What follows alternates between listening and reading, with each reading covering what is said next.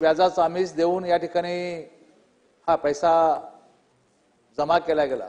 ठेवीदारांच्या ठेवी आपण कधी परत करणार आहोत? कोणत्या प्रकारचे आदेश या कारवाईच्या संदर्भात दिलेले आहे असा माझा स्पष्ट असा प्रश्न आहे।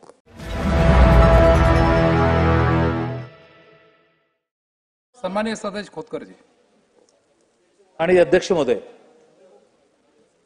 ज्ञानराधा मल्टीस्टेट यांनी संपूर्ण मराठवाडा व्यापून टाकलेला आहे। अध्यक्ष महोदय, जालना, बीड आणि या संपूर्ण भागामध्ये लाखो गरीब लोकांचा हा पैसा जास्तीचं आमिष, व्याजाचं आमिष देऊन या ठिकाणी हा पैसा जमा केला गेला। माननीय बबनरावने अत्यंत चांगल्या पद्धतीने हा विषय या ठिकाणी मांडलेला। अध्यक्ष महोदय, माझी स्पेसिफिक मंत्री महोदयाला 3 प्रश्न आहेत।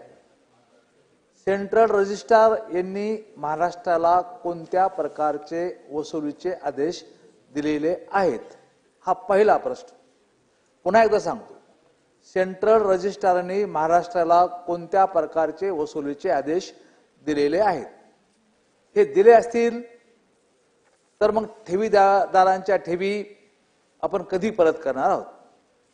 संचालक मंडळांच्या प्रॉपर्टी आपण जप्त करण्याच्या संदर्भातली कारवाई सुरू केलेली आहे का? या सर्व लोकांवर एनपीडी ऍक्टच्या माध्यमातून गुन्हा दाखल केलेला आहे का?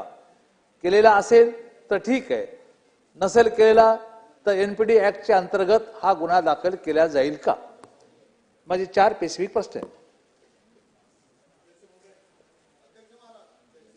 अध्यक्ष महोदय, मी याच्या आधीच देखील उत्तर या ठिकाणी दिलेलं आहे की सदर संस्थेवर नियंत्रण हे केंद्र सरकारचं आहे आणि राज्य सरकारला देखील याच्यावर नियंत्रण ठेवता आलं पाहिजे किंवा किमान केंद्र सरकारचं कार्यालय ह्या ठिकाणी कार्यरत असलं पाहिजे। याच्याकरता राज्य सरकारनं त्या ठिकाणी केंद्राला विनंती केलेली आहे। बबनरावजींनी सांगितलं की त्या ठिकाणी केंद्र सरकारसोबत समन्वय साधून लवकरात लवकर मुख्यमंत्र्याच्या माध्यमातून आपण त्या ठिकाणी केंद्र सरकारसोबत समन्वय साधून याच्यामध्ये अडकलेल्या लोकांचे पैसे कसे तात्काळ वापस करता येईल याच्याकरता आपण त्या ठिकाणी प्रयत्न करणार आहोत।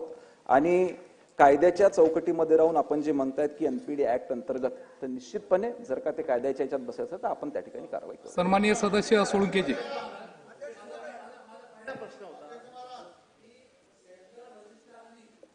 राज्य सरकारला या संदर्भाने चौकशीचे आदेश दिले असं माननीय मंत्री महोदय सांगतात, तर सेंट्रल रजिस्ट्रारने महाराष्ट्र सरकारला कोणत्या प्रकारचे आदेश या कारवाईच्या संदर्भात दिलेले आहे असा माझा स्पष्ट असा प्रश्न आहे। उत्तर या ठिकाणी केंद्रीय निबंधक सहकारी संस्था यांच्या उपायुक्तांनी त्या ठिकाणी औसायक नेमला आहे, त्यांच्या दप्तराचा ताबा देखील त्या ठिकाणी घेतलेला आहे आणि ह्या सर्व गोष्टी तपासून ठेवीदारांचे पैसे ज्या पद्धतीने टप्प्याटप्प्याने वापस त्या ठिकाणी करण्याचं ठरवलं आहे।